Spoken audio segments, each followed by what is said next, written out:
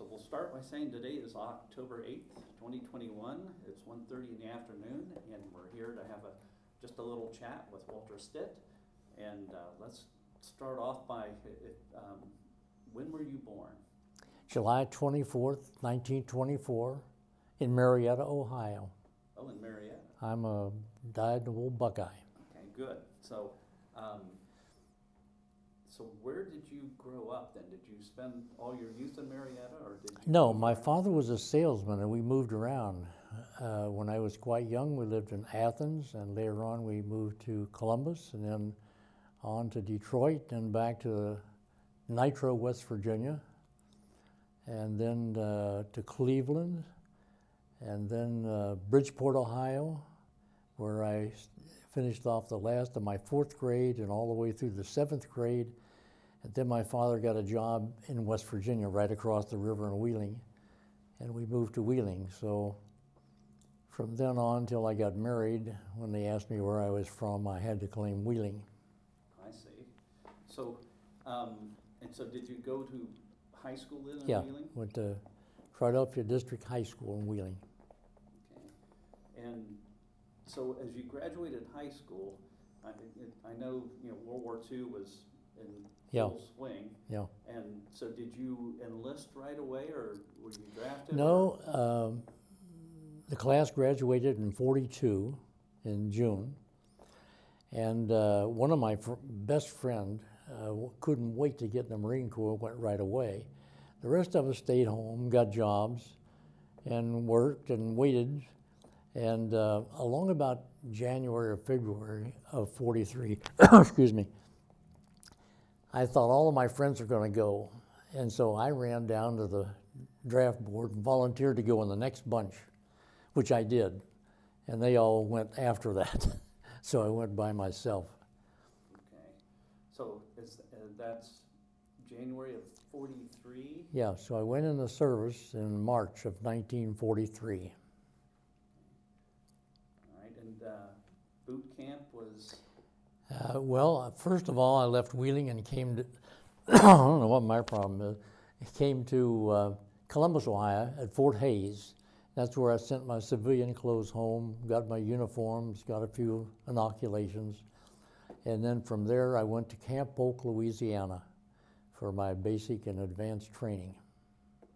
And that was in the Tank Corps, or was that? Yeah, it was with the 8th Armored Division that I was trained with. Okay. And how long did that take? Well, I was at Camp Polk until the 30th of May of 1944. Would have 44, yeah. And then we were shipped out. All the PFCs, privates, and second lieutenants were shipped out. We went to Camp Kilmer, and on the 30th of May, we departed the country on the Queen Elizabeth and arrived in Scotland in the Firth of Clyde on the 6th of June, on D-Day, when everybody else went over to fight. And that's when you arrived? That's when I arrived in England, yes. Okay. And so, were you still a PFC, or? I was a PFC, designated as a tank gunner. Once we get off the ship, they trained us down to a little village called Wells in Somerset County. And I was in Wells in that little camp there, just surrounded by a short stone wall for about 3 weeks. After we'd been there a couple of weeks, they finally let us get out and walk around in town after they gave us some advice on how to behave ourselves, which worked on some. And then after about 3 weeks, they loaded us on a truck, and we went down to Portsmouth, England, and stayed there all 3 or 4 days. And then they put us on a Liberty ship and headed for Omaha Beach in France. We got over there, and the weather was too bad to land, so for 3 days we just rode up and down on the anchor to see how many people would get seasick. I never had a bit of problem that way. I never missed a meal. And then they finally decided that they could get us off the boat, so we climbed down over the cargo nets and into the landing craft, and went into Omaha Beach. So that would have been late June? That would have been early July. July, Yeah. About the second week in July, somewhere along in there. Okay. And so at that point, they've already penetrated the beaches at Oh yeah, EA and they were, into by the that time hedgerow. they were inland a few miles. When we first got there up on the shore, you could hear the artillery off in the distance. But we walked in, I don't know, a mile or so, and then got into a field, and they said, dig a foxhole. I couldn't understand why I wasn't being shot at, but I did. And I found out why I needed a foxhole, because that night the Germans habitually sent a bomber over, which everybody called Bed Check Charlie. And he would come over, and once they turned on all these spotlights and the anti-aircraft and all, he knew where we were. He just dropped his bombs and then went home. And sometimes he got lucky and killed a bunch of people. So I really dug foxholes after that. So you had a much better understanding of why, I sure why you're did. doing what you're doing. Yes. And then, so again, at this point, you're with the infantry, with the Yes, the we tank just corps. walked along. We were in what was called replacement depot. And I did that until they closed the gap at Fillet. And then when they closed the gap at Fillet, the lieutenant or first sergeant from E Company of the 33rd Armored Regiment of the 3rd Armored Division came in and called my name and said, I understand you're a tank gunner. And I said, yes, sir. And he said, okay, you're going to be with E Company. And he took me up and introduced me to what was going to be my new crew.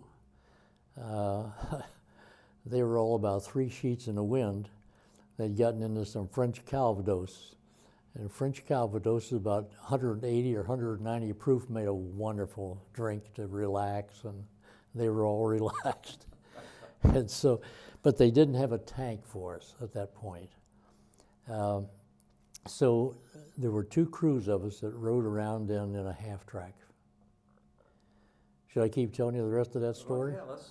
Okay. So anyway, we were riding around this half-track with a bunch of trucks and other kinds of equipment in a big, long, they call it the B train.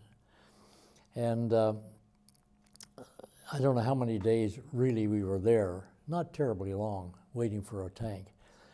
But one day we stopped on a railroad overpass, and I was sitting there and I looked down the overpass and I saw a German run out of the woods, up over the railroad tracks into the other woods, and I swung a .30 caliber machine gun around and I waited. And sure enough, here came the second one, and I fired at him, and he over. I waited some more, and the third one came out, and I shot him over. Didn't hit any of them. Excuse me. I found out later why, because I was shooting at a target a couple 100 yards away, and by the time my bullets got there, they weren't where I was shooting. They were already gone. I learned that too late.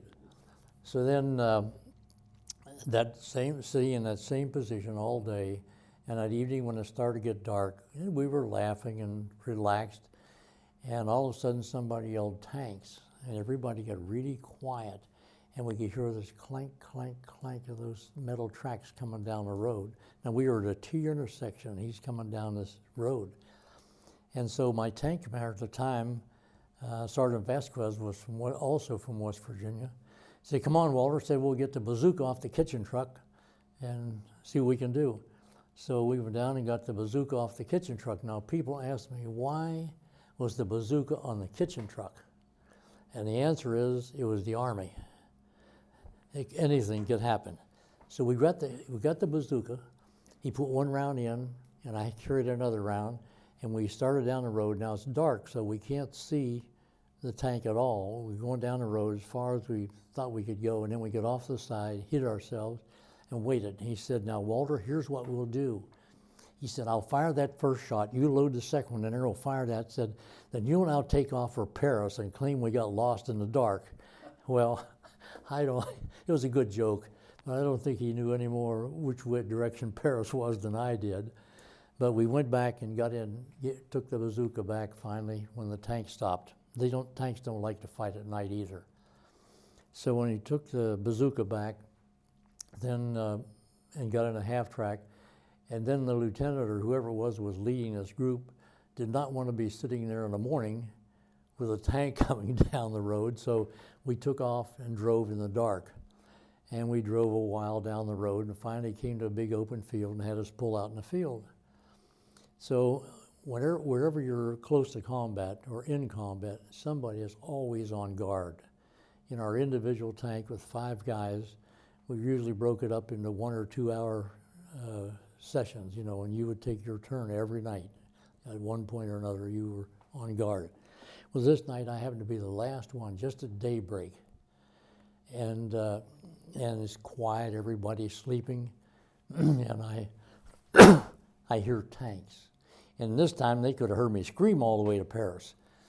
And so everybody's wide awake. Well, there's not a thing we can do. The only thing we have is a couple of machine guns and a bazooka. So we just sat there and waited to see what was going to happen, and it ended up they were our tanks. And they went on by us, and we just sat there and watched them go. Well, then we relaxed and had breakfast, and we were enjoying our relaxed breakfast, and somebody else let out a scream, "Germans are coming." And we looked, and it was a German column of mostly small vehicles that was coming up our way. And well, Sergeant Vasquez jumped up in the half track, got that 50 caliber machine gun, and as soon as they came into his view, there were trees that were blocking part of the view. As soon as they came in, boy, he started this way with that 50 caliber. And we laughed about it later. He went right through the canvas top on the kitchen truck. Yeah, but then the first vehicle he hit rolled over in a ditch, and the rest of them decided that they'd had enough. We shot a couple more, but the rest of them comrade, and that was it. So we captured 17. And this is when we're not even in combat, supposedly. And so then about the day or so after that, I did get my tank, and I didn't get the same crew.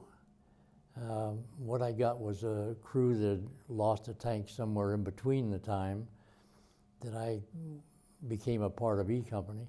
So they put me in with a driver and a assistant driver, or a bow gunner really, and a gunner and a tank commander.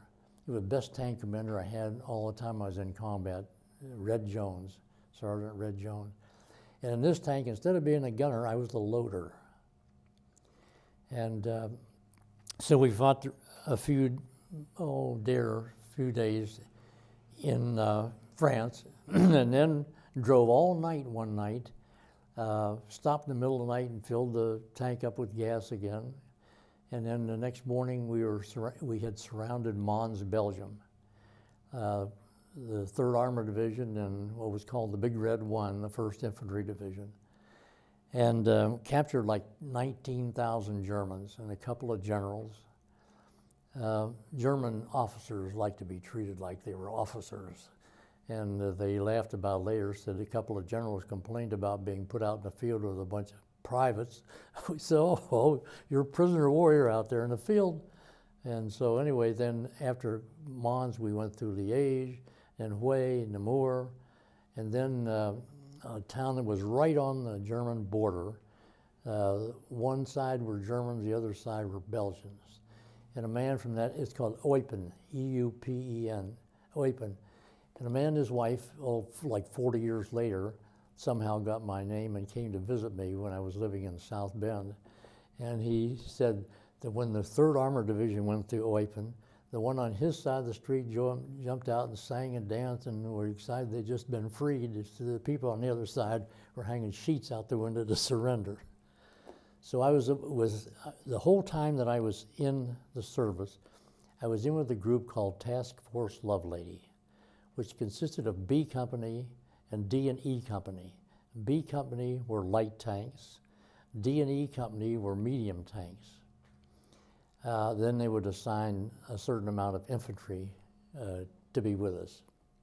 So anyway, Task Force Lovelady was one of the very first units to get through the Siegfried Line. We caught the Germans not paying that much attention, and we managed to get through the minimum amount of loss. I can remember the day very closely. We went down and came to an intersection, And on basic training, they tell you if you come to an intersection, don't stop because the Germans will have it zeroed in with their artillery. And so whoever was leading that group or trying to decide what to do, besides Colonel Lovelady, they stopped right there. And I get out of the tank, dummy Walter, and I'm standing there smoking a cigarette, and just all hell broke loose. And so I ran over, and the tank commander said, "Come on, get in." Said, "We're leaving." I said, "You just keep going, I'll walk along behind." He said, "Get in here." So I get in. So we went down the road. There were 8 tanks, is what we had left at that point. And I was in the 1st platoon. And we went down and turned and went into this town. The other ones went on the outside of the town. Now, what the town was about, maybe 6 houses on each side of the street. So we're going up the middle of the street, and these others went up the outside through a big farm field. What we didn't know was that the Germans were dug into this slag pile with an anti-tank gun. So once we get up just about the end of town, they picked off those 4 tanks who were sitting out there like in a shooting gallery. And lots of screaming and yelling and killed a lot of guys. But anyway, then we stopped and they said, "Come on back out." So we came back out of town, took up another position. And then we moved again after that. And then finally, now all this time, I'm the loader in this tank. Now the loader's occupation or sight of what's going on in the world consists of looking through a periscope.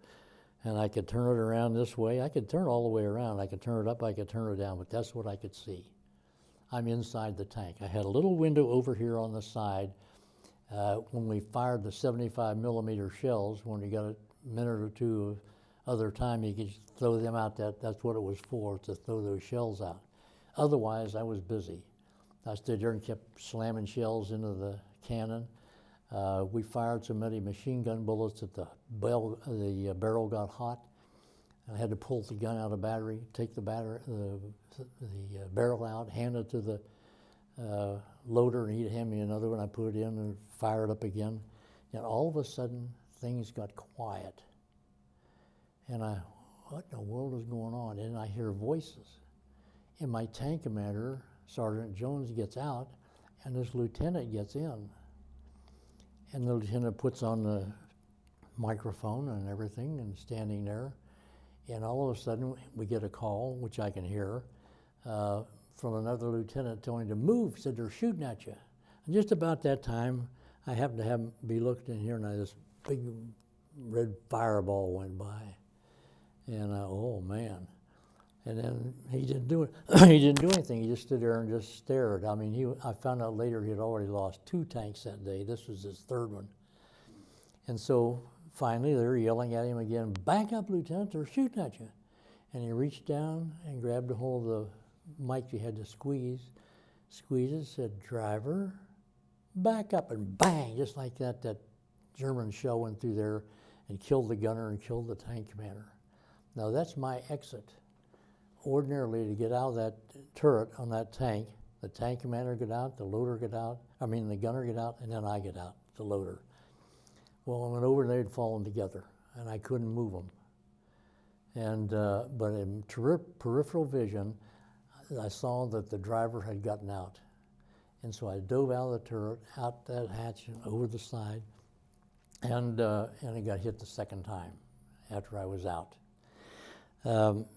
I started to get away, as far away from that tank as I could, started to go, and I tripped over a barbed wire fence we'd run over, fell down, jumped back up.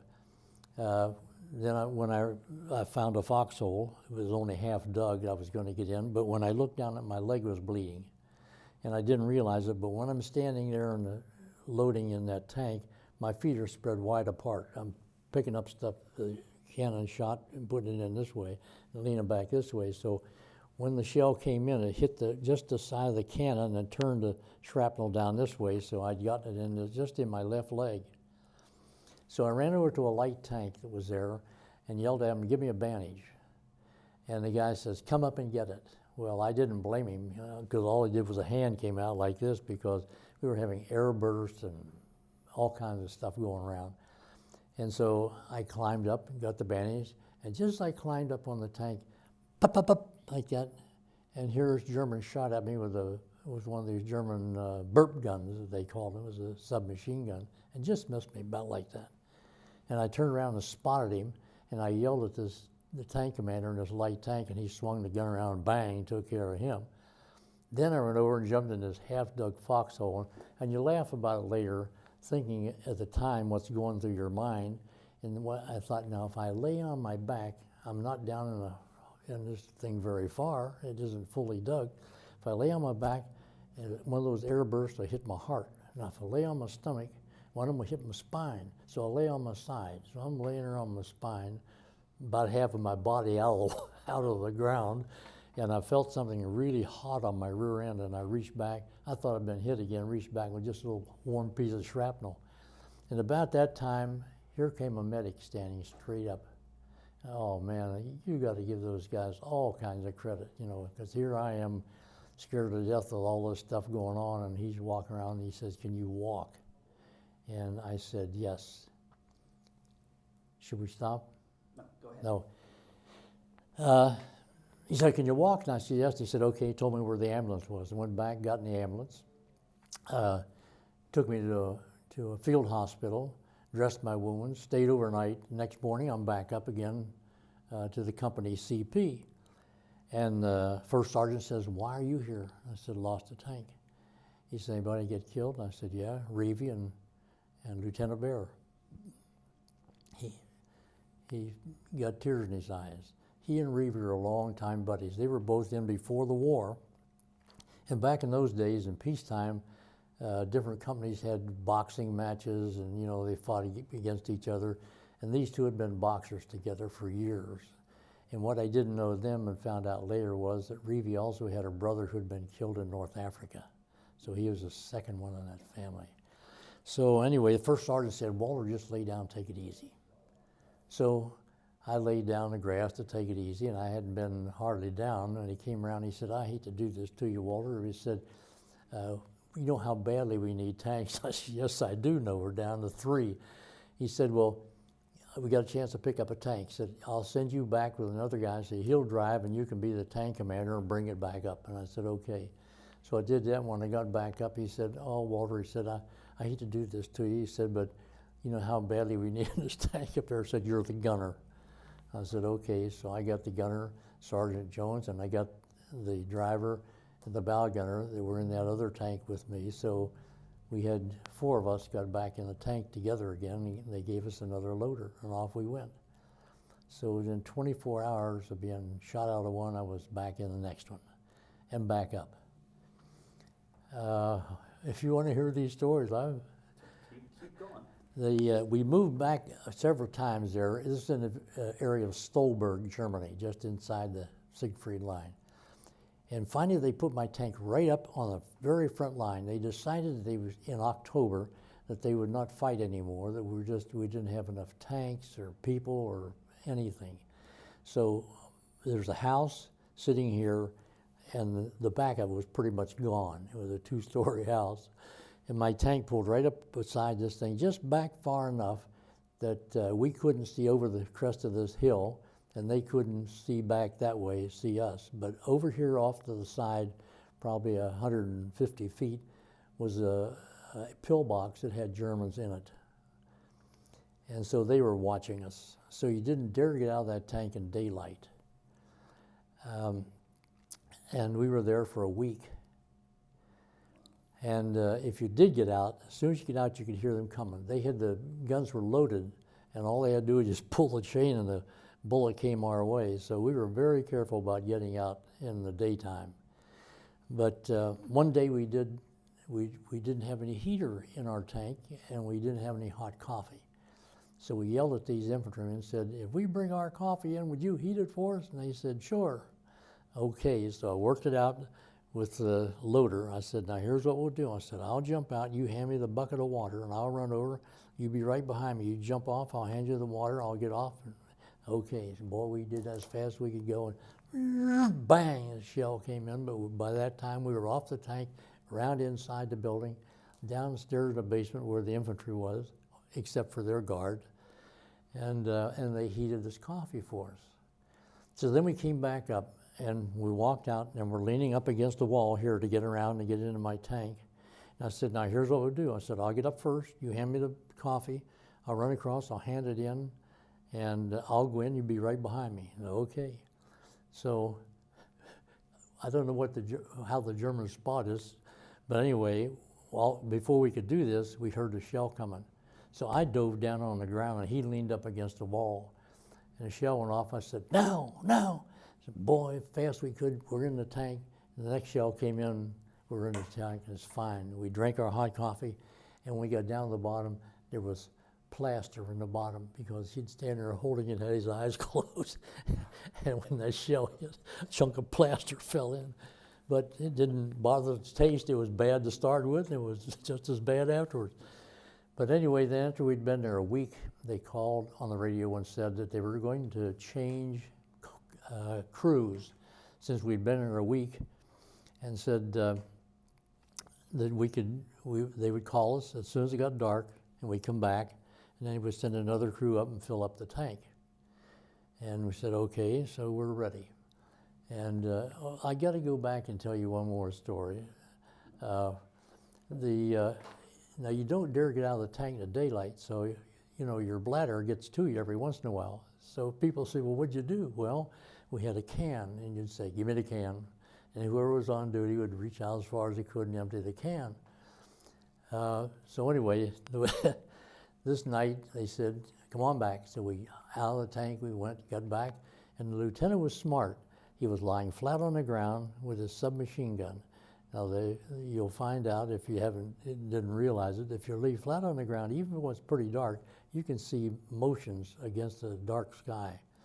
So he saw us coming up there, gave us this, halt, who goes there? And Sergeant Jones said, Sergeant Jones, sir. He said, what's the password, Sergeant Jones? He said, sir, the only password I know is the one you gave us last night. He said, come on, Sergeant Jones. So we go on in and back into these woods to where we're going to get into our new other tank. And about that time, we already holler, halt, who goes there? And burp, burp, German patrol came right behind us. Just missed him. And he, fortunately, was on the ground. He shot a couple of them, he thought, but we didn't find any bodies the next day. So anyway, then I got in another tank, and we went back in a little further out of the woods and back into some houses. And Sergeant Jones got out of the tank to back it in between a couple houses that would shelter us from anything coming around. And what we didn't realize was that there was a German fairly close by somewhere that had a mortar, and he dropped a mortar shell in and hit right by his leg and just battered his leg up, something terrible. So moved him out around the side and patched up his leg, called the ambulance. They hauled him off. In about 5 minutes after he left in the ambulance, here comes a Jeep. Wanted to know where Sergeant Jones was. And we said, well, did you pass an ambulance? And yeah, I said, well, that's Sergeant Jones. Oh, they said he just got a field commission. He's a lieutenant. I said, oh, he'll be glad to hear that. Just go catch up with the ambulance. So anyway, then I got a new commander. Now, the new tank commander I got had been wounded on D-Day back on June the 6th. And here it is, the latter part of October. So it's been a long time he's been in the hospital recuperating. Part of it was burns. And so he came back up, and the tank moved again. And this time, for that part of the day anyway, we were sitting on a fire break, and we could look down in this fire break to the bottom of this little grade, and there was a house down there. And all of a sudden, we see this P-47 come around and swung around, and he's coming down this way, and we thought he was aiming at us, that he didn't recognize our tank as an American tank. And I jumped out, and we had a plastic thing there, and I'm standing there waving this thing so he'd see it, and he dropped a bomb on this house. We found out later they thought that the Germans in that house were giving information to the enemy, so he bombed the house. Well, after that excitement, then we moved the tank again, and it was either that day or the next day. I've forgotten exactly which now. It's been so long ago. All of a sudden, the tank commander stood up and said, I can't take it. I can't take it. I said, I just can't take it. Get out and walk. So we called back and said, you know, he needs help. He's coming back your way. So then I got another tank commander. This is my 5th tank commander. So I got my 5th tank commander, John Fasula. They said that John, well, I knew he said that. He'd been a first sergeant, but he got busted back to his permanent rank, he was old Army, of a buck sergeant for fighting. And they said he couldn't read and write. Well, we never had a case to find out whether he could read or write, so I don't know if he could or not. But his thing was he was going to collect the world's greatest collection of these old beer mugs, you know, with the top that flapped up and down. So he had 3 of those that he'd found looted in some of these German houses along the way. And he had them stuck around behind the radio. And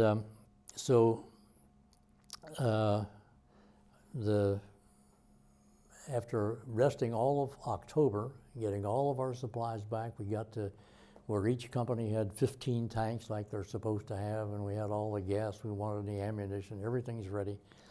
And even had some clothing for the winter that was coming on fast. So then he arranged for a jump off. We hadn't been fighting the Germans at all, just holding them off, and they were holding us off. Both of us preparing.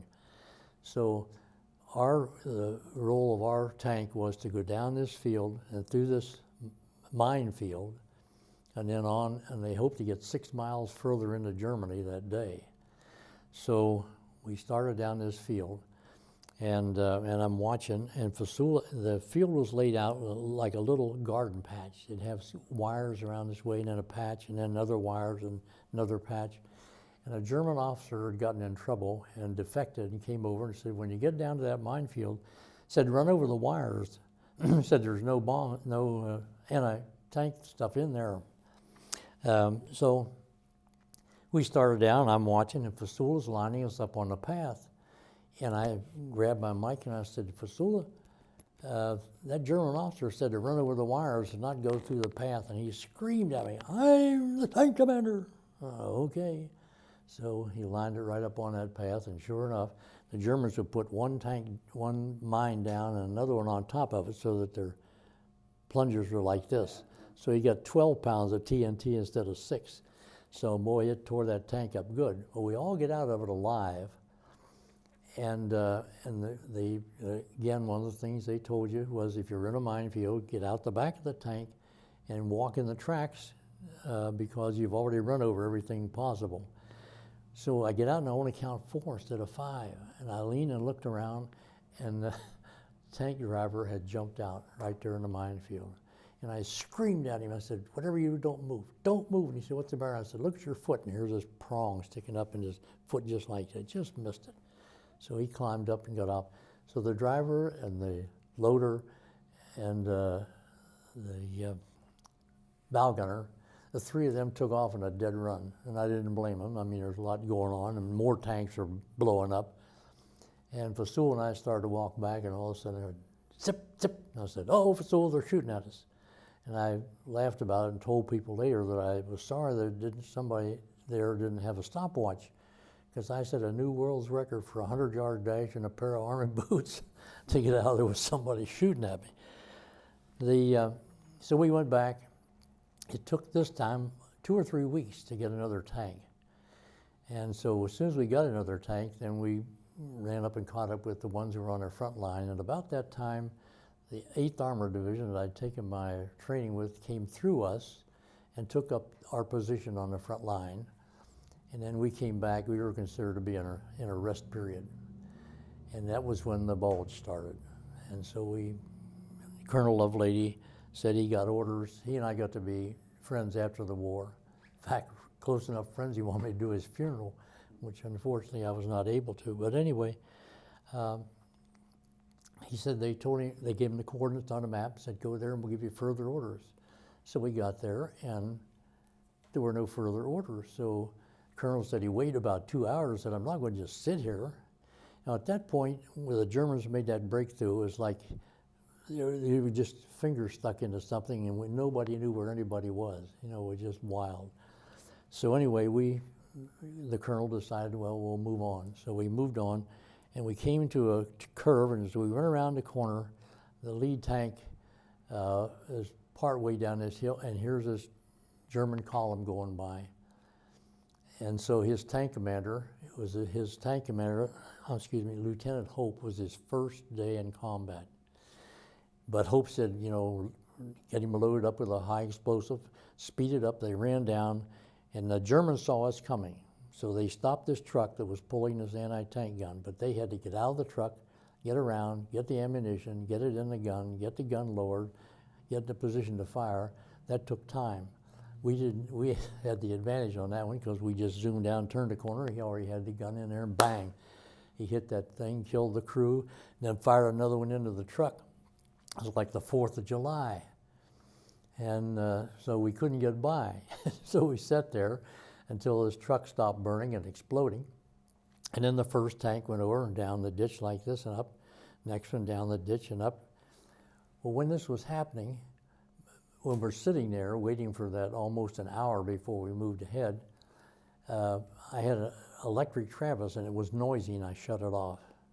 So when my tank went down this ditch to go around, the cannon was loose and it swung around like this and stuck into the bank. So then we had to stop back. I got it out real quick, pulled up on the road. Then we had to look and make sure that there wasn't any dirt in the barrel. And so we stopped, checked that, and everything looked okay. So then we dashed down through town to try to catch up with the rest of our tanks. The name of the town was Tropont, 3 bridges. Colonel Piper and his SS troopers wanted those 3 bridges in the worst way because they had those big, heavy 82-ton German tanks, and they needed the bridges. And the engineers all over Belgium had been destroying bridges, so they couldn't get their tanks. So anyway, those first 4 tanks had tried to catch up with that rest of that German column that had a head start on them. They went down through Tropont, underneath the railroad underpass, and the Germans waited, and when they decided there was only going to be those 4 come through there, they were waiting, and they had their other anti-tank guns, and boom, boom, boom, boom, picked off all 4 of them. So I'm the only surviving tank, and I've said any number of times since then, I survived by my own stupidity. But they just assigned me to another platoon with Sergeant Cliff Elliott, Lieutenant Elliott. And then we stayed in Tropont for a while. And another funny experience there, I guess I should lay that one out too. I'm sitting there in a tank, and all of a sudden my tank commander spots a German, this is kind of ornery, came out of the woods into this fire break, or it really, I think, was for telephone lines and stuff like that, how they do it through the woods. Came out of there and dropped his drawers. And my tank commander says, "Gun left." I said, "Oh, you're not going to shoot that guy with a 37 or 47, I'll get it right in a minute, 57 millimeter, 75 millimeter. And he said, "Well, you got a better idea?" I said, "Yeah, let me out. And I jumped down the tank and I ran across to this railroad built up there, and the GI lay in there, and I said, "Give me that rifle." He said, "Huh? Give me the rifle, quick, quick." Gives me the rifle, and I bang, bang, bang, I shot 4 times. "Oh," he says, "give me that rifle back." He said, "That's my rifle." He said, "I got a bore sight." He said, "I see what you're shooting at." So I gave him the rifle back, and he goes boom, boom, boom, boom, emptied up a whole clip. 8 shots between the 2 of us. And the German stood up, pulled up his pants, and walked back in the woods. We weren't even close enough to scare him. So in the meantime, I ran back over and hopped in the tank, and I was going to get him with a gun then. But we weren't there in that town very long, and they backed us off about a mile and a half to a little place called Petitcoup. Looked it up since then. Petit, of course, in French is small. Coup in German is cow. Now, whether the town was really named Small Cow, I don't know, but it was called Petitcoup. And when we got into Petitcoup, there were 2 houses like this, and a space between them big enough to get tanks through. So we pulled our tank up in here, and a light tank pulled in over here. And in front of us was this big open field with a forest at the top, or woods at the top. And here came the German SS troopers. And so the 2 of us sat there all one afternoon just killing nothing but SS troopers. But then it started to get towards dark, and we didn't have any infantry. And that's when you're really vulnerable, because at dark we wouldn't see them if they got up close enough with a bazooka. So we backed out and went down, took up another position. The Germans overran the city. But the only people left there was a bunch of medics with some wounded people, and one of the wounded was a German that they had treated. So when these SS troopers came through, and they were in a habit of not taking any prisoners, kill everybody, they came in there, and this other German prisoner said, "Don't kill these guys." Said they were nice to me. Said they took care of me. So they left those medics. Well, then the next day, our infantry came in and got the rest of the Germans out of there, and those medics survived that. Yeah, that was another thing. We didn't find out about that till later, but we did find out about it, that the Germans were under orders not to take any prisoners because they didn't have, they had to get fast as they could through our lines. And taking prisoners, they couldn't take care of them, they couldn't feed them, they just slowed them down. So that's why they had that massacre at Malmedy. They had all these prisoners, what do you do? Kill them, you know, that sort of thing. There was close down to where Trépont was, they came into this little village, and the men had all left. And only people left were women and children. And the Germans got all the women and children in a barn and shot them. And one of them was a little 2-year-old girl, and her mother fell on her and bled all over her. And when the Germans came by and saw her, she didn't move. And they thought, with all that blood on her, she's dead too. And she was the only survivor. And we were back there on a tour about 50 years later. I met that woman, the sole surviving woman in that little village of Beaufondry. Just amazing. So anyway, after Petit coup, the Germans gave up in that area. Colonel Piper had his men destroy all of their equipment and take off anything that made noise. And they slipped through our lines at night and went back and rebuilt again in Germany. When he came through there, he had something like 3,000 men, as I recall, and went back with like 800.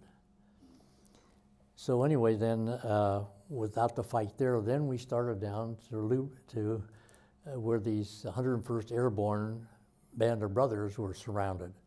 And we were going down, you know, help them out. So we started that direction, and we'd take one Belgian village today, and then we'd move down, take the next village the next day, and working our way down that way. And so we came to this village, Fréture, and I was the last tank. Fasula, I should tell you, was always the last tank. And so we were the last tank in the town, and the houses are down this way, and we pulled in this way. And Fasula gave me orders to fire around into the upper story of this house. So I fired one in there. Then he had the driver pull up tight up against the house so he could take a hand grenade and throw it in an upstairs window. When he threw that in, out the front door came a German, which we promptly shot. Well, they were getting an awful lot of small arms fire. And we had 8 young men with us who had never been in combat before. This is their first day in combat.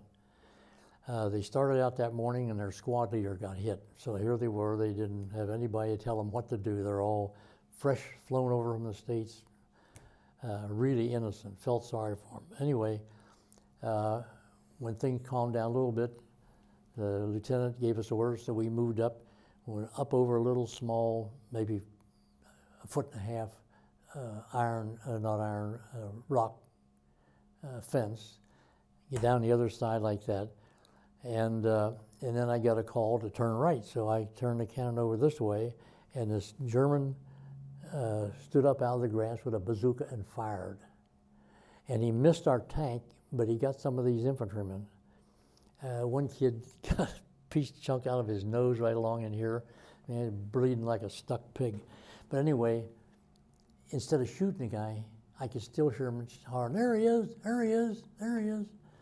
Well, it's awful hard, I can tell you, the first time you have to shoot somebody, knowing you're going to kill them. It's just not easy. So they just stood there. Instead of shooting this guy, he stood up and he shot the second shot. Well, the second one, his aim was a little better, but not really good either. But I leaned forward because I'm looking to swing the cannon, and I could see him, but I couldn't get the gun over far enough to shoot him. And when he fired that second shot, so it hit behind my head with the momentum going this way.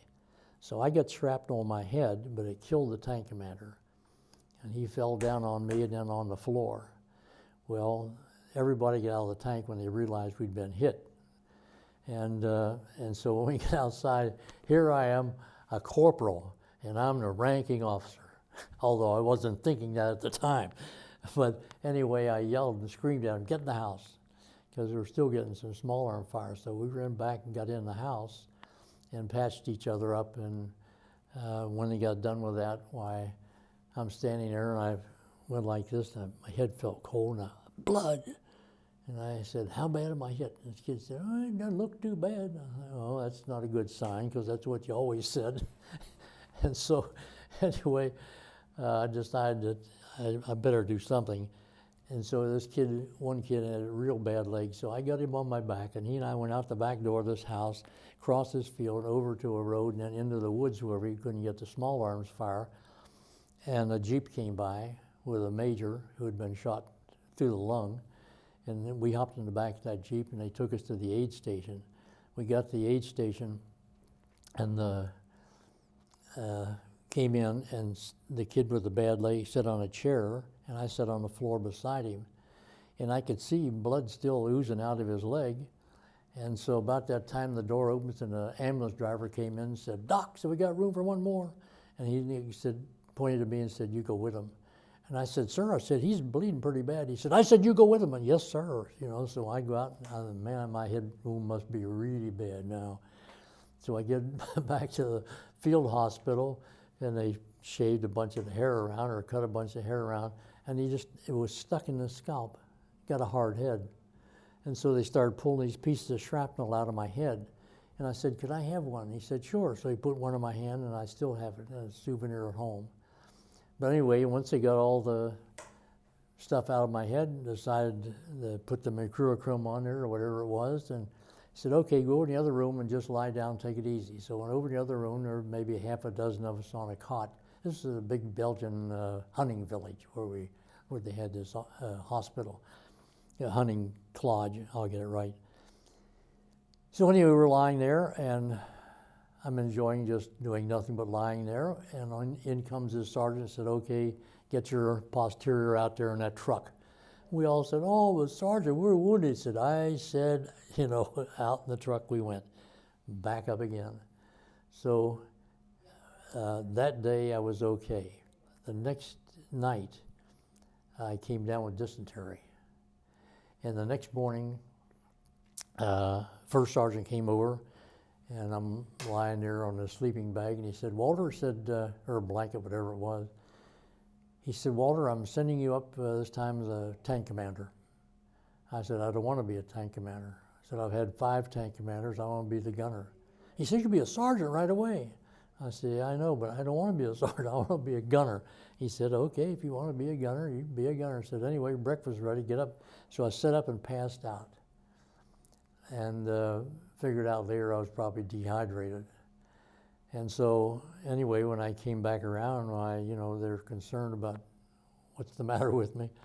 And I said, "Oh, I'm okay now." I said, "Oh, I just probably sat up too fast and tried to get up, and my legs were wobbly." So they called the medics on me, and they hauled me across the street to a Belgian house. And that dear, sweet, lovely lady came up. I'm lying in this bed. She came up with a warm brick off the stove and put it down by my feet. Well, I could have stayed there for the rest of the war, but they got an ambulance and took me back to Liège, and then a couple of days there, drinking business of Paraguay, and then off I went to Paris, a few days there, then over to England. And then when I got to England, somewhere along the way they decided I'd had enough combat, and I talked to a psychiatrist, and I didn't feel bad at all. And but anyway, they kept me there with the head wound and everything, and I kept complaining about my shoulder. I didn't tell you that along the way, but in basic training, I drove a Jeep for a while, and I was in an accident and dislocated my shoulder, and I put it back in myself. And when I did, I got muscles and stuff back in the joint. It didn't go all the way back in. So it got so bad that finally I could go like this real quick, and it would just pop out of joint, and I put it back in again. And so I kept complaining about that. Well, they weren't going to do that kind of surgery. they had a lot of other stuff they had to do besides that. So my complaints may have been part of my problem where they thought I was mentally. But anyway, be that as it may. Stayed in this hospital in England for about a month. Then they sent me to the Air Force, to the 95th Bomb Group. And when I got there, for a while, I loaded some bombs, but I couldn't put my hand over my head or my shoulder would come out of joint. I had trouble climbing up into B-17s. So I went over and said something to this major, and the major said, do you think you could work in a PX? And I said, I can do that. Heaviest thing you had to lift was a carton of cigarettes. So I went to work in the PX, and I could count that English money. And any number of times I'd count all this English money, and these GIs would look at me and say, do that again. And so I'd count again, see if I came up with the same number. And then, so I did that until the war was over in Europe. And when the war was over in Europe, and the planes are coming back and the crews are coming back, the lieutenant walked up to me and said, Walter, I'm putting you in charge of the enlisted men's beer hall. I said, yes, sir. And so I finished off my Army career in England as the manager of the enlisted men's beer hall. And that's the story. And what base was that in England? It was the 95th Bomb Group. It was over in East Anglia, where most of the planes were. The little town closest by was called Horham, H-O-R-A-M, although in England they don't pronounce the H's, it's Orm. You know, England has a different language than we do. We lift the hood to look at the engine, they lift the bonnet. And we put stuff in the trunk and they put it in the boot. And they have all these different words that you pick up along the way. Well, one of the things that happened to me when I was in the 95th Bomb Group, right across from the PX was the base library and dry cleaner, and the sweet young girl, Rose, worked in there. And so one day I worked up a nerve to ask Rose for a date. And she said, okay. I suggested we go into the next village, which is only a couple miles away, and go to a movie. I didn't know what was in the movie. Found out when we got there it was a cowboy movie, which we didn't like. But anyway, when I asked her if, and she said yes, I said, okay. I said, what time shall I pick you up? She said, oh, knock me up about 6. I said, oh, well, okay. So when I'm back to the Quonset where I lived, and I was telling these guys what she said, and they said, Walter, you have to interpret that. She means knock on the door around 6. Oh, okay. Little language barrier. Little language barrier, yes. So anyway, after the war, you ready to go? Yep. After the war, I came back again on the Queen Elizabeth. When I went over, I was on D deck, which is the water line. On the way back, I was up on the upper deck in the front part, which in peacetime would have been a bar. Slept on the floor. But it was lovely because we came back in 6 days, 5 or 6 days. One of these Liberty ships looked like they were just going up and down and not moving.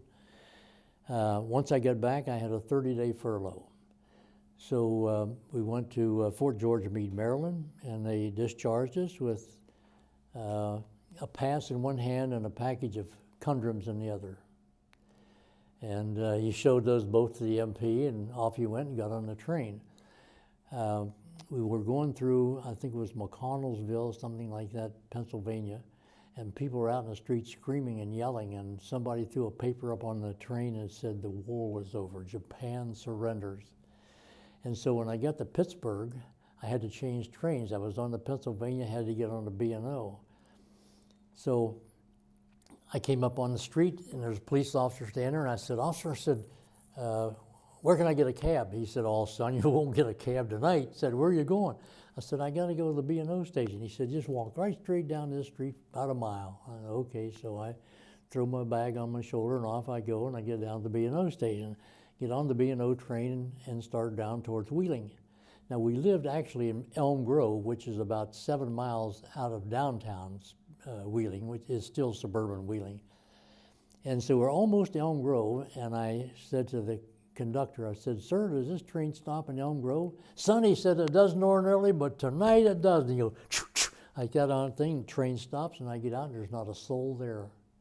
everybody's in town, drinking and dancing and singing and parading, and I'm out there in Elm Grove, 7 miles away. My parents are down at the main train station because they had asked, and they said, no, the train doesn't stop in Elm Grove.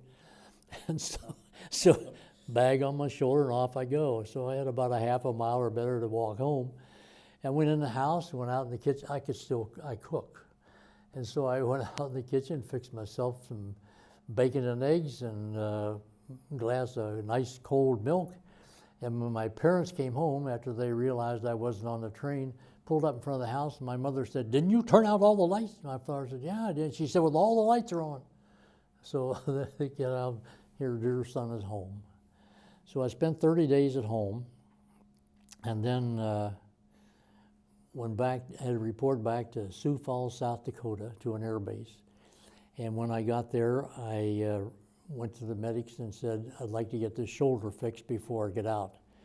Well, the person I went to first, this captain, gave me a bunch of stuff about, I didn't have time to do that and all that rigmarole. I said, Captain, I said, I have enough points that I can get out of this Army tomorrow. I said, they're discharging people with 20 and 30 points, and I have 76 points. I said, I want to get my shoulder operated on. Okay, so he sent me and took an x-ray. When I came back, and they read the x-ray, he said, okay, come over tomorrow and be prepared for surgery. I said, okay. And so I came in the next day, and fortunately for me, he got bumped by a major who was a surgeon from Cleveland Clinic who did my shoulder. So then so I got a top-notch surgery, and then I stayed there almost a month. Ornery Walter was in trouble again. I was in a war. This isn't a wartime experience, really, but I'm in this ward with a bunch of guys, and one of them is a guy who could not get out of bed. His wounds are that bad. He was in treatment, but anyway, every day his wife came in. She would lean down and kiss him and slide a pint of whiskey under his pillow. And then after she left, after visiting hours were over, somebody would recover this bottle of juice, and we'd send a kid in a wheelchair down. He'd come back with a bunch of Cokes, and we'd all have Cokes with a little whiskey in it. And this, of course, the guy that was in bed got his share of it. We fixed him one too. Well, what are you going to do? You finish the bottle, you just drop it in a wastebasket. And so the nurses reported this to the head nurse, who happened to be a major. And so the major came in and had a little talk with us. And we're sitting back in the day room playing cards on a table. The Army in the medical places had white blankets. So we had this white blanket over the table and we're playing cards. She came in and gave us this big lecture about if she found out who was bringing that whiskey in and how all that was going to go. And then she saw that somebody had laid a cigarette on there and burnt that Army blanket. Well, you'd have thought that they burned down the Taj Mahal or something, but anyway, she ran into this rant again, demonstrating her rank as a major in the United States Army. And so we all sat there and listened to all this, and she walked off. She got a little ways away, and one of these guys whispered just a little bit too loud what he thought of her lecture. It came out in terms of the white stuff on the bottom of a chicken coop. Well, you don't say that to an Army major, woman anyway, at that point. And boy, she came back and we were restricted. Nobody would go out the door. We were done. So the day or so after that, restricted in this barracks, and the lady came in from Red Cross bringing books and stuff like that. She may have also had to mail, I don't remember. And so, me being a smart aleck, I said, you got anything I can help you with? She said, yeah. I said, do you know how to run a 16 millimeter projector? And I said, oh, yeah. I said, at church all the time ran that 16 millimeter projector for the pastor. Well, I never did, but I saw him do it, and I saw how he did it. If you know a 16 millimeter projector, you open it, it's got the directions on the door, how to thread the film. So she said, well, oh, good. So she took me down, she got permission, and I could take this 16 millimeter projector and whatever movies they had to show to all the wards. I could go to the infected ward, any of them. Everybody else is still restricted. So I did that for a while. Well, I got to tell you the ornery story. I showed Buffalo Bill. And I brought in, set it all up. The ones who were mobile or in wheelchairs or could move, brought chairs down in the wheelchairs and everything. He sat there, except for this poor guy whose wife brought the booze in, and has to stay in bed. And so the next day after I showed Buffalo Bill, or that day when I came back, he said, Walter, he said, when you were down there with everybody showing Buffalo Bill, he said, my wife slipped up in bed with me. He said, could you show a movie tomorrow? And I said, well, the only one they have is Buffalo Bill. And he said, could you show Buffalo Bill? So the next day I come in, set this all up, and these guys brought their wheelchairs, their chairs down, got all set up, and the thing started, somebody, let's out of war, Buffalo Bill, we saw Buffalo Bill yesterday. I said, well, it's the only one they had, and I thought maybe you'd like another movie again. I mean, you got to take care of a guy whose wife brings the drinking stuff in. So anyway, that only lasted a short while, and this lady came in and said, Walter said, would you like to work at the base movie theater? And I said, well, I had no idea about 35 millimeters. She said, oh, it's at the projector, yeah, over there, he'll show you. I said, okay, so I went over, and this guy was real nice. He was a sergeant, real nice. And you got paid $1 every day for running the movie theater. And but if you were in charge, the chief of projection, you got $1.25. So he said, we'll just swap, Walter. He said, one day I'll be the chief, next day you be the chief. Okay. So he showed me how to do this. And we did this for, I guess I was there a week or so while I was recuperating with his shoulder.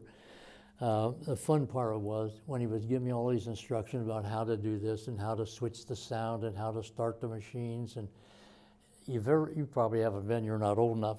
Used to be you go to the movie and all of a sudden the movie would stop. The sound would keep going and people would stop and they'd clap and then they'd scream and yell. What it was, they had two carbon sticks and you pulled them together like this till they arced, and that's what gave you the light. And you had a little thing like this, a really dark glass to look through, and you'd turn these knobs so you got these things where you got the spark. Well, sometimes one of them was softer than the other and would burn faster, and then it would go blank. And then you had to run over and turn it very slowly till you got the arc again. So I learned how to do that. But he said, now here's what happens, Walter. He said, this is all the things. He said, if the thing catches on fire, he said, be sure to knock the fire extinguisher over on your way out. Because he said, it'll burn. So I did that for a while, and then I got discharged, came back to Wheeling. Right away, this was the 30th of November, and right away, 1945, and in early December then, my father took me down to Marietta, and I enrolled at Marietta College with a GI Bill, and he also took me down so I could register to vote, because I was now 21. And I asked him if he would take me down to vote, and he said, yeah. He said, but you have to register as a Republican. Okay. So I registered as a Republican. Fortunately, this country has secret ballots. You don't have to vote Republican, but you can be registered Republican. So that's the story, Roger. Okay. Well, thank you for all that. And again, just some follow-up. So did you get your undergraduate at Marietta? No. I went to Marietta about a year and a half through summer, and I got a job working in the girls' dorm washing dishes for my meals. And I had to take a TB test. And every time they give me that skin TB test, I get a positive on it. And so they sent me down to get a chest x-ray. And when they did, they found a spot. Well, I had an aunt who died before I was born with TB, and I thought, oh boy, I'll bet I got TB. So I went back home and checked the TB sanitarium, and they said, no. I said, you don't have TB. And said, I don't know what it is, but you got a spot on your lung, don't know what it is, but it isn't TB. Okay, well, that didn't make me feel a lot better either. And so I went to the VA, and the guy, they did a different one. They took 2 pictures, and they had this thing like this. You put your nose up, and it gave 3D on the thing. It was really clever. And he said, you can see this. He said, spot there. I said, that's not TB. And I said, well, what is it? He said, I don't know, but he says not TB. Well, I still thought it was TB. In the meantime, I started developing all the symptoms, of what you would have if you had TB. And so I really just was getting really anxious that I had TB. And so I wanted to go to the VA hospital. And he gave me this stuff about, he said, they're loaded. It would take months before you could get into TB hospital. And okay, so what he didn't know was that I knew who his girlfriend was. And because she her family were members of our congregation, and she was a really beautiful young woman who worked as a hostess in a place downtown. And I went to her and told her my sad story about how I couldn't get into VA hospital. She said, I'll take care of that for you, Walter. And sure enough, in about a week I get a notice that I could go to the VA hospital. So I went to the VA hospital, and I was there 9 months. I found out too late that if they discharged too many patients, they had to discharge a doctor. Well, that TB hospital is a wonderful place for a doctor because he had regular hours. Nobody called him at night to come in and things like that. And he got paid regular by the government. So anyway, I was there 9 months, and that took a whole school year out. Then I came back, and I really, Roger, did not know what I wanted to do. And I was just messing around. And finally, the dean called me and had a little heart-to-heart talk with me. He said, Walter, said, you really ought to drop out until you decide what you want to do. And I said, well, it makes sense. So I came back and I got a job at construction work. Then I was working at construction work. They told me if I'd start at the bottom, that they would promote me as fast as they could to be a superintendent. So I was up to labor foreman and going on when I met Betty. And leaving on a job on Monday morning and coming back late Friday night or early Saturday morning was not a good idea for a guy newly married. So I quit and went to work for a subsidiary of Wheeling Steel, the Wheeling Corrugating Company. And then we moved to Columbus. All three of my children were born in Columbus over the next few years. Then I moved to Indianapolis. The company moved me to Indianapolis to the home office. And that's where I was when I felt called to the ministry and came back here to Wittenberg. And so my degree is from Wittenberg. And then the first year in the seminary, I was still taking courses from Wittenberg because it was cheaper.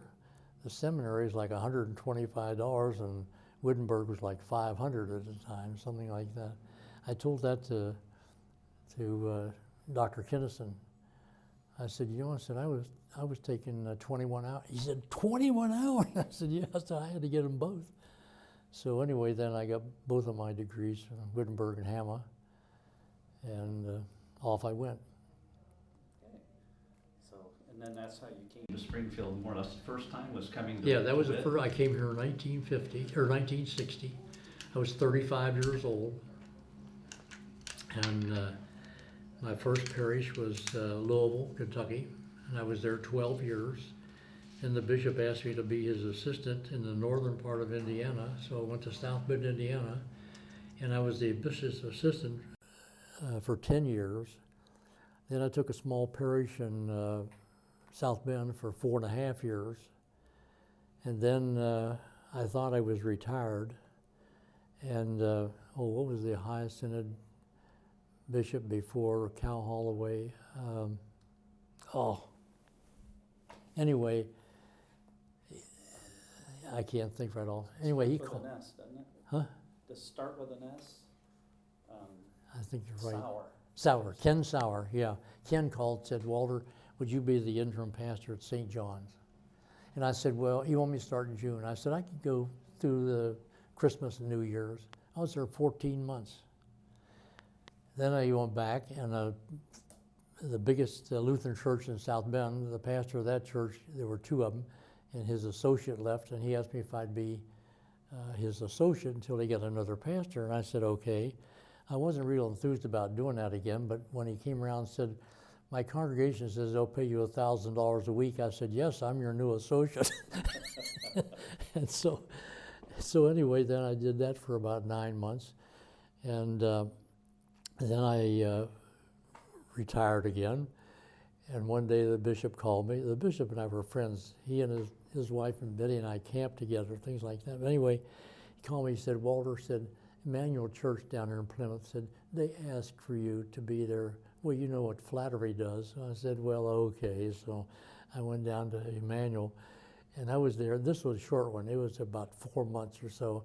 And they called the pastor on Ash Wednesday. And in the meantime, then I get a call from Cal Holloway. And he said, Walter, I want you to go down and be the interim pastor at First Lutheran. And I said, oh, I can't do that. I said, they got college professors in there, the president of universities in there. I said, they even got people from the religion department in there. I said, I can't do that. Oh, Walter, he said, you can. He said, I want you to get down there and talk to him. And I said, well, I remember what happened to Jonah when he said, I'm not going to go there, so rather take my chances. So I said, I'll get down and talk to him. So what I did was I typed up a list. I don't remember whether you were on that committee or not, Roger. Anyway, I typed up the list of all the things Betty and I were going to do. 3 weeks in Alaska and a couple of weeks in England, and I had all. And I passed it out to the committee. They looked at it and said, oh, we can work around that. So I ended up being interim pastor. It was wonderful. I was there about 9 months, and I enjoyed all of it. And but I told people, I said they really liked my wife, and me they tolerated, but they really liked her, because she every morning before we went to church, she'd get that book out with all the pictures in it, and she'd go through there. And so as soon as you walked in the door, she'd say, "Oh, good morning, Roger." You know, she just knew everybody. And the dummy's up there preaching, and she. So anyway, that's been my story. Okay. And you've been in Springfield then since? Yeah. Then when we went back. We went back to South Bend. Betty came down with ovarian cancer. Lived 7 years with it, and she died. And I had a friend, Shirley. I brought her down to church a few times. And then Shirley had a massive heart attack and died, and I was single again. We buried Betty out here at Ferncliff because I anticipated moving eventually to Springfield. But anyway, then my daughter Beverly came up and said, "Dad, you know you're not getting any older, and if you start to talk funny and act funny," said, "it'd be good if you were closer to the family." And so, and she said, besides that, every time I got sick or every time I went to the hospital, I had both knees replaced. She said, every time that happens, it takes me 4.5 hours to get there. I said, so if you were in Springfield, I could get there a lot sooner. Well, okay. So I moved down, came down, looked at different places. I knew Oakwood Village, but I looked at some of the others and ended up there where I am now at Forest Glen. And she's 5 minutes away. Then we told my brother what I did, and he said, that makes sense. He has a son, daughter-in-law, and 2 grandkids in Cincinnati, so he moved down there from Boston. And then my sister were living alone down in Missouri.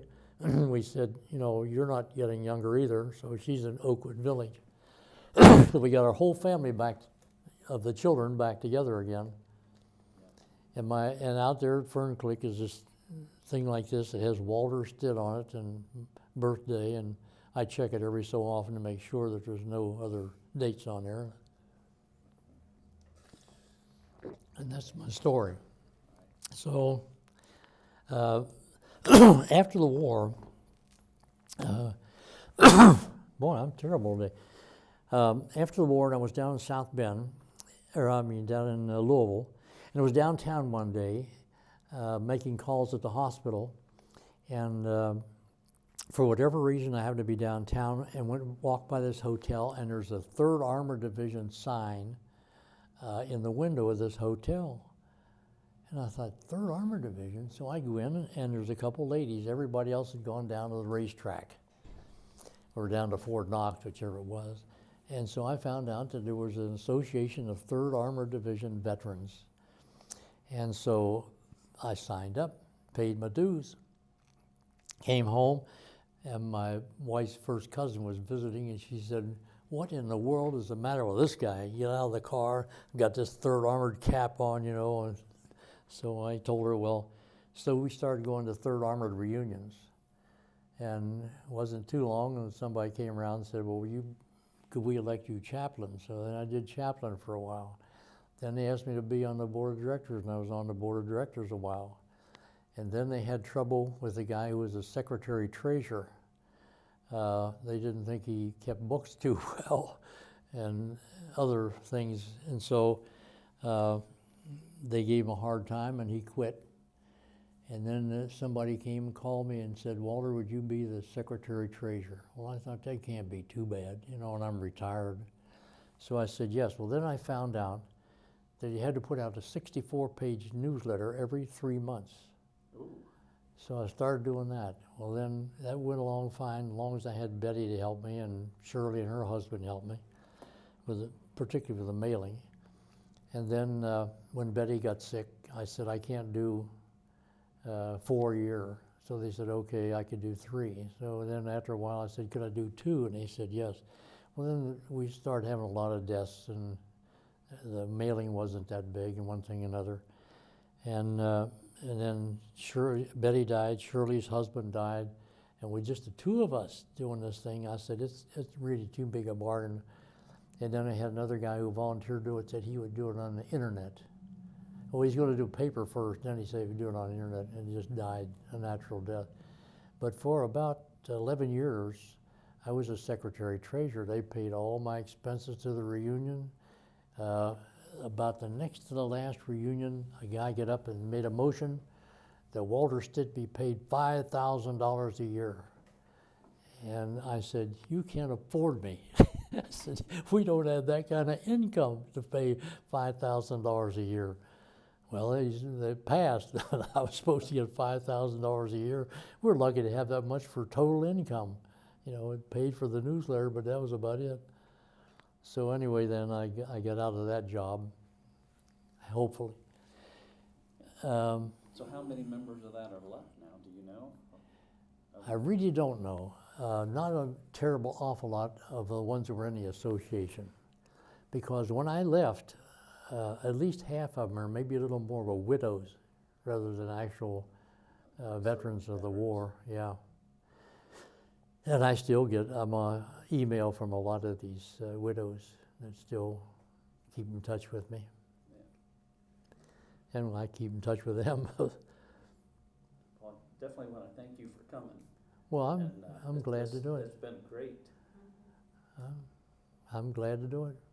So. And one of the nice things about it, Roger, is that all the people that I served with are all gone. So I can tell the stories the way I want to, you know, and nobody says, oh, no, you didn't. It's going to be hard to fact check. But you know what? We tried to do that around here, so we'll let you know Well, if we find out anything. I'm not doing this right, I